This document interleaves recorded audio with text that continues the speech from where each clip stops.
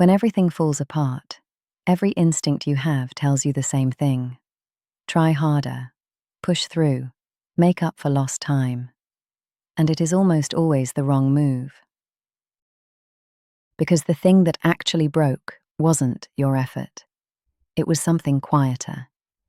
And until you can name it, no amount of pushing will fix it. Today, I want to show you the one step that changes everything about starting again. It sounds almost too simple. Before you decide what to do, you work out what you actually need. There are 6 things it could be. And by the end of this video, you'll know exactly how to find yours. Welcome back. And if you're new here, welcome to Ember Hollow. I'm Heidi.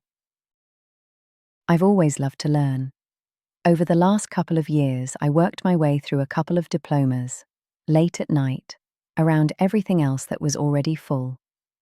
And the thing all that studying taught me wasn't really in the textbooks. It was this: the quality of your life rises and falls on the quality of the questions you ask.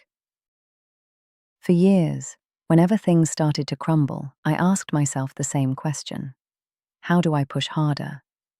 And it never worked. The honest question, the one that actually brought me back, was much smaller and much kinder. What do I actually need right now? That question is the heart of a practice I created inside the realm I've been building, a place called Ember Hollow. I call the whole thing the restart method. What I'm about to walk you through is its second step. So let me show you why pushing harder fails, and then the 6 needs to listen for.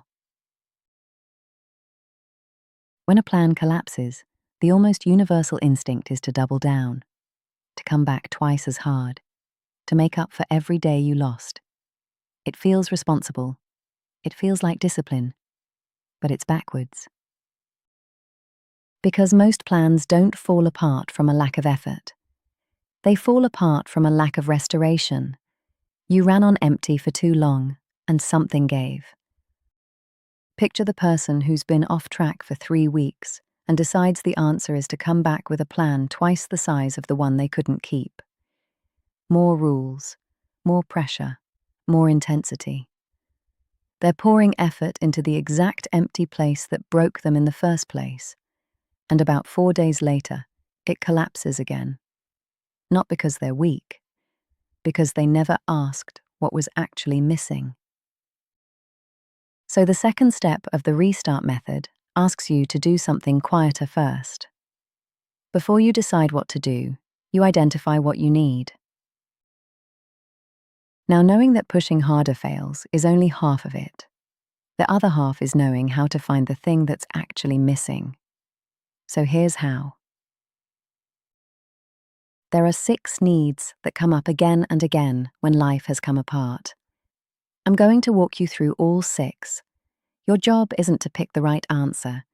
Your job is just to listen and notice which one makes you nod or makes you sigh and grow quiet. That quiet is the signal. That's your need this week. And one thing before we start. None of these 6 is better than another. The strong person isn't the one who needs the least. The strong person is the one honest enough to name what's true. The first is rest.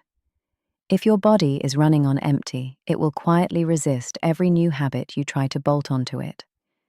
Sometimes rest isn't the reward you get after the plan. Sometimes rest is the plan. So here's what that looks like this week. Don't add anything. Subtract. Go to bed half an hour earlier and let that be the whole win. In the realm, the unicorns of the Silver Meadows teach that renewal isn't weakness, it's simply how living things grow back. You're allowed to grow back too.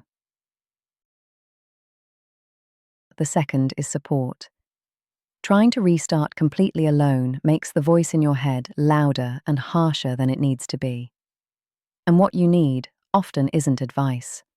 It's a witness. So this week, tell one person out loud, I'm starting again. That's it. You're not asking them to fix anything. You're just letting yourself be seen. The third is structure. When life gets chaotic, the absence of structure creates a strange kind of dread. Everything feels possible, but nothing feels doable. The fix is smaller than you think. Pick one consistent time and one consistent place. The same chair, the same 10 minutes. Let the structure be so small, it almost feels silly. That's how you know it'll actually hold. The fourth is boundaries. A lot of plans don't collapse from weakness. They collapse from quiet overcommitment. You said yes to too much, and the things that mattered most paid the price. So this week, find one yes you can turn back into a no. Just one. Protecting your time isn't selfish. It's what makes everything else here possible. The fifth is time. Some seasons just aren't the season for big ambitions. And that isn't failure, it's wisdom. If you're in one of those seasons, the honest move is to shrink the goal and give yourself the grace of smaller expectations. If the goal was write the book, make it, write one paragraph. Keep the direction, lower the size. And the sixth is compassion. This is the one we underestimate the most.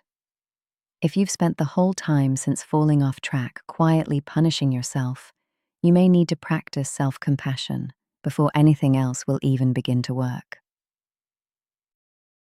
The researcher Kristin Neff has spent her career studying exactly this, and her findings are clear.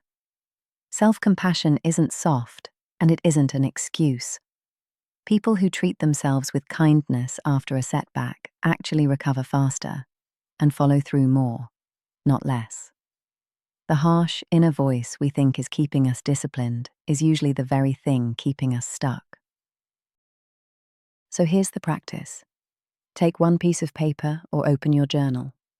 Write down the sentence you would say to a dear friend in your exact situation. And then read it back, to yourself.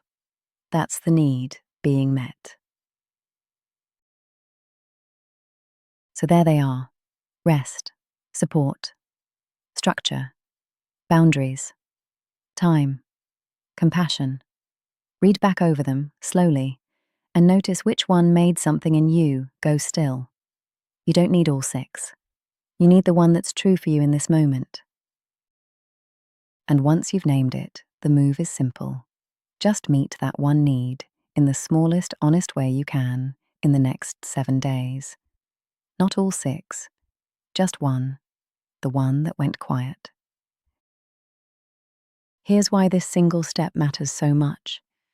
Naming what you need is the difference between starting again on solid ground and rebuilding the exact same plan that already fell down once. Push harder without asking this question, and you just rebuild the collapse. Name the need first, and you build something that is solid enough to hold. Naming it isn't weakness. It's the first real door back to yourself. This is just one step of the whole practice. I've written the complete restart method down as a free guide. All 6 steps, gentle, on paper, yours to keep. The link is in the description below. And if this resonated, subscribe so we can keep learning and growing with these practices together. I aim for 2 videos a week. One last thing. If you want the whole method right now, I've made a full video walking through all 6 steps. It's on your screen, just click to watch it next. Until then, seekers, walk gently, be kind, and remember, you are already enough. The best self you seek is already inside you.